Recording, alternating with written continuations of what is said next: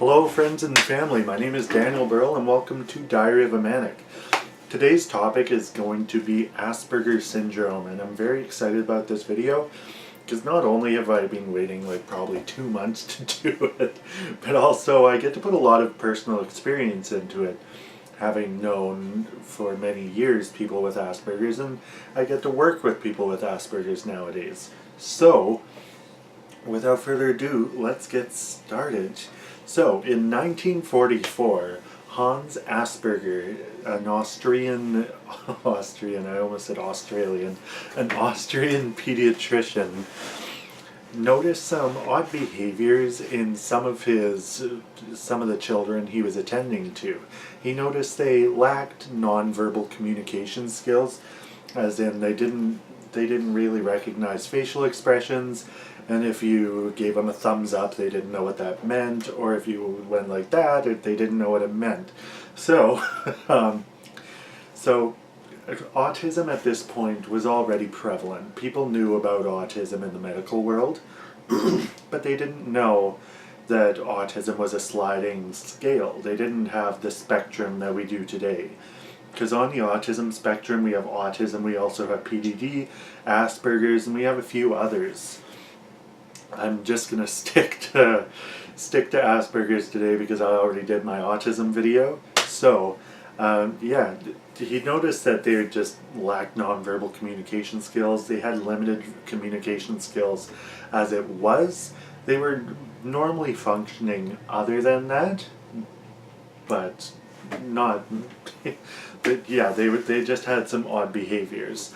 He also noticed that they had some obsessive behaviors, like some of them could memorize all the dates on coins or all the serial numbers on stuff when they had no interest in it whatsoever.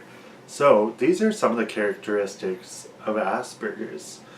They lack nonverbal communication skills. Most of them have quite insane memorization skills. They have some obsessive symptoms that they show, and they have lack of communication skills, which is unfortunate because unlike autism, most children and adults with Asperger's syndrome actually are social. They want to be social, they just don't know how. Whereas with autism, they prefer to not have human communication. So with Asperger's, a lot of children, you don't really notice Asperger's until they're 2.5 or 3-ish, which is about when they diagnose it. They don't notice this because, like, children are just timid as it is. Yet when they reach 2 to 2.5, 3, 4, if they're still displaying odd communication skills, then they kind of wonder about it. Most people with Asperger's, they're really bad with recognizing facial expressions. So I'm actually going to go up to the camera a little farther. Okay, so everybody who's watching, tell me what face this is. And tell me what face this is. And tell me what face this is. Most people with autism and Asperger's have a lot of trouble sensing people's communication through body language or facial expressions, and that's quite a problem with any language in the world, because especially in English we talk so much with our faces and our bodies.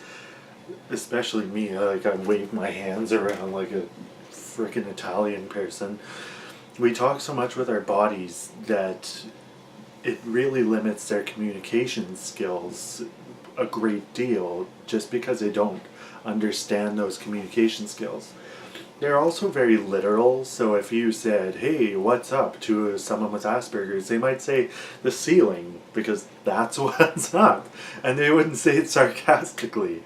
If you try and make a joke with them, they probably won't get it because they think very literally. They're very straightforward, and you have to be very straightforward when speaking to them. And most people don't understand that. As far as their communication skills verbally go, a lot of people also have trouble talking to people with Asperger's because they're very obsessive over things. Like the guy that I talked to, he talked a lot about astronomy, and he talks a lot about video games like RuneScape, and he talks a lot about his parents and like those subjects. If you said, hey, what do you know about printers? He would go on and on and on until he told you everything that he knew about printers and everything that he has ever heard about printers, and it's just crazy. It's kind of funny to talk to people with Asperger's sometimes, just because they don't understand that they're ranting like that. But sometimes you just kind of have to say, like, okay, you're ranting, just let me get let me get a word in. So yeah,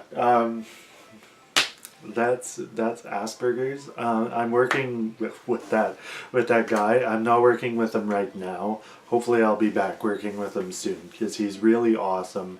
He's a lot of fun to work with, and like I just really like helping coach him through communication processes, because he doesn't realize that he's ranting sometimes.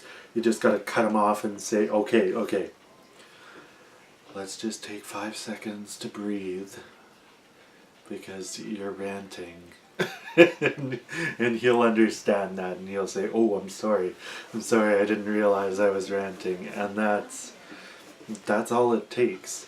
So what I want you to take away from this video is, if you ever meet someone with Asperger's, don't treat them like someone with Asperger's. If you ever meet someone with any mental illness, don't treat them like someone with a mental illness. If you ever meet someone with Asperger's, just understand that they may go on rants about stuff that they really, really like. Like, if someone really likes dinosaurs, they're going to name every frickin' dinosaur they know to you. And if they know a lot about, like, crime fighting or Batman or something, then, well, they don't really like fiction. Most people with Asperger's like non-fiction, because fiction is harder to understand for them. So, sorry, I'm getting on a rant now. So, what I want you to take away is just understand that they have trouble communicating, and let it be known that you want to try and help them, and that you understand them. That's the biggest thing. So if you want to do any research on autism spectrum, Asperger's, PDD, I'll leave some links in my description of this video, because I have some good ones. And I will also leave a link to Crash Course Psychology, because I love Crash Course Psychology. Like the one about Asperger's syndrome is like episode 30 of 40 or something, but still, it's a really amazing series, and I would recommend watching it because it was so interesting. And if you want to read fiction about a boy with Asperger's, and just gonna get a very realistic view into the life of someone with Asperger's, I would recommend reading House Rules by Jodi Picoult. It's an amazing book. It's just freaking amazing. It is so ultra realistic to how someone with Asperger's reacts to things and their sensory problems, and yeah, it's just so interesting. So I will also leave an Amazon link to that. So, last but not least, guys, have a great day, and thanks for watching my videos.